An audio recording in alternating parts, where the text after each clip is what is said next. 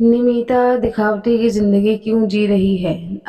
निमिता और अजय की आज शादी। हमारे शहर के सबसे बड़े उद्योगपति पति रही परिवार का बेटा है अजय, जो अमेरिका में पढ़ाई पूरी करके अपना कारोबार संभालने हिंदुस्तान आ गया है। अजय के बारे में अखबारों में बहुत कुछ पढ़ने को मिला था। उसकी अगोद विस्तार की योजना, उसकी सोच, उसकी दूरदृष्टि वगैरह वगैरह। और नामी के हमारे साथ पढ़ने वाली बेहद खूबसूरत लड़की नमिता की खूबसूरती, उसके कमीशन पापा के समाज में रुतबा, उसी के बलबूते पर तो यह शादी तय हुई थी। कला, व्यक्त, संगीत आदि सारे रचनात्मक क्षेत्रों में रुचि रखने वाली और पढ़ाई करके कुछ बनने की चाह रखने वाली निमिता ने अजय जैसा अमीर और पढ़ा लिखा वर पाके उसके लिए पढ़ाई अधूरी छोड़ दी रही। इस खानदान में शादी की तुलना से पढ़ाई का कोई महत्व नहीं रहा।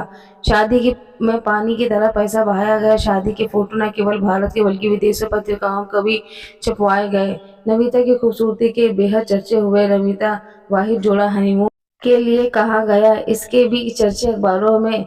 फिर एक दिन नमिता और तस्वीर गॉसिप अब पत्रिकाओं को छपने लगी। लोग उसे रईस कहने लगे और पेज 3 की सदस्य बन गई। एक दिन उस्ताद जाकिर हुसैन का तबादान का कार्यक्रम हमारे शहर में था।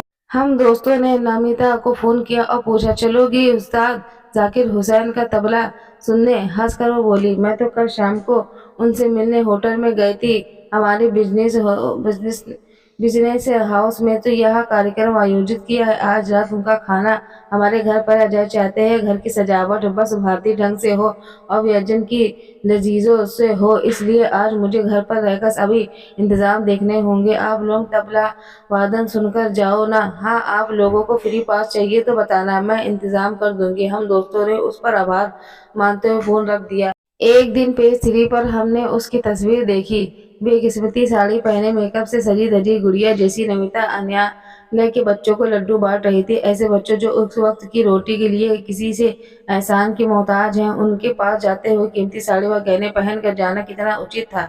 वह चाहे गलत हो या सही, मगर बड़े बोध होगी परिवार की सोच शायद यही थी कि बहू की फोटो नातों के साथ छपेगी तो वह ऐसी ही दिखनी चाहिए। उसके जन्मदिन पर बधाई देने के लिए हमने उसे फोन मिलाना चाहा। काफी देर तक कोई जवाब नहीं मिला, तो हमने सोचा नमिता अजय के साथ अपना जन्मदिन मना रही होगी। दोनों कहीं बाहर घूमने गए होंगे। 2 घंटे बाद उसका फोन आया तो मैं फला अम्मा जी की पत्नी के साथ चाय पार्टी में व्यस्त थी। मगर उस मंत्री की बीवी के साथ तुम क्या कर रही थी? वह भी आज के दिन काफी देर तक तुमने फोन नहीं उठाया, तो हमें लगा तुम कहीं अजय के साथ घूमने गई होगी। नहीं रे अजय एक नई फैक्ट्री शुरू करना चाहते हैं। कल उसी फैक्ट्री की प्रोजेक्ट की फाइल मंत्री जी के दफ्तर में जाने वाली है। सब काम सही ढंग से हो जाए, इसके लिए मंत्री जी की पत्नी से मैं मिलने गई थी। जब पापा कमिश्नर थे तब इन मंत्रियों से थोड़ी बहुत जान पहचान थी। अजय कहते हैं ऐसे निजी संबंध बड़े काम आते हैं। फिर भी नमिता, शादी के बाद अजय के साथ यह तुम्हारा पहला जन्मदिन है। अजय ने तो सवेरे ही मुझे सरप्राइज गिफ्ट दे दिया। जन्मदिन मनाया पेरिस में। मेरे लिए ऑरेंज कलर की साड़ी लेकर आए थे। नमिता, ऑरेंज कलर तो तुम्हें बिल्कुल पसंद नहीं है। क्या वाकई तुम्हें ये बात साड़ी अच्छी लगी? हमने पूछा। अजय चाहते हैं कि मैं ऑरेंज कलर के कपड़े पहनकर मंत्री जी की पत्नी से मिलने जाऊं। मंत्री जी बीजेपी है ना। शादी को 1 साल हो गया तो नमिता के बंगले के लॉन में ही बड़ी सी पार्टी का आयोजन था। हम दोस्तों को भी नमिता ने न्योता भेजा तो हम सारे दोस्त उसे बधाई देने के बंगले पर पहुंचे। बंगले के सामने बड़ी सी विदेशी 2 करोड़ की गाड़ी खड़ी थी। नमिता ने चहकते हुए कहा, डैडी जी यानी ससुर जी ने यह कार हमें तोहफे में दी है। निमिता, तुम्हें तो जंगल ट्रैक में जाने के लिए अब हमने जीप पसंद है। हाँ, मगर अजय कहते हैं ऐसी जीप में घूमना फुहर लगता है। यह रंग और मॉडल अजय ने पसंद किया और डैडी ने खरीद ली। अच्छी है ना?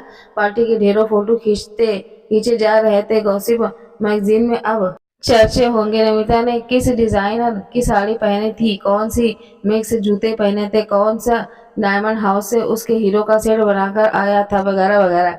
मम्मी डैडी की पसंद ऐसी है, आज ऐसा चाहते हैं, आज वैसा चाहते हैं। पार्टी का आयोजन कैसा होगा, मेन्यू क्या होगा, और यह सब कुछ जैसा अजय चाहते हैं वैसे ही होता है। हमने निमिता से सुना।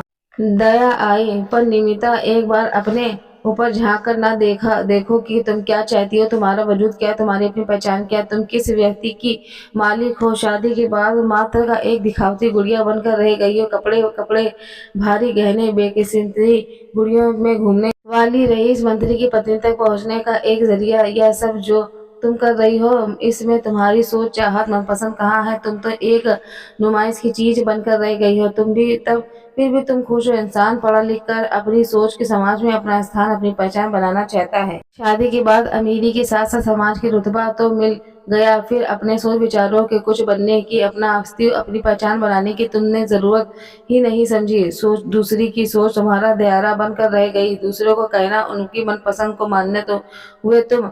चार दीवारी में सिमट कर रह गई। चिड़िया जैसे चहकती हुई नमिता पार्टी में इधर-उधर घूम रही थी। मोतियों का चारा पाकर यह चिड़िया बहुत हुसी खात।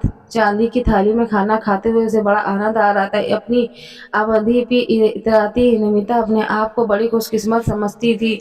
नमिता को देखकर एक ऐसा लग रहा था कि उसकी खुशी का चहचहाना इसलिए क्योंकि वह समझ नहीं पा रही थी कि वह सोने के पिंजरे की चिड़िया बन गई या उसके लिए अपनी सोच को उड़ान भरना नामुमकिन और अपनी मनपसंद की ज़िंदगी जीने की उसे इजाज़त नहीं है। खुद की ज़िंदगी वह अपनी व्यक्ति की मुहर नहीं लगा सकती। अपनी ज़िंदगी पर उसका कोई अधिकार नहीं है। कहानी कैसी लगी कमेंट में ज़रूर बताइएगा। वीडियो को प्लीज़ लाइक करें, शेयर करें और चैनल को प्लीज़ सब्सक्राइब करें। धन्यवाद।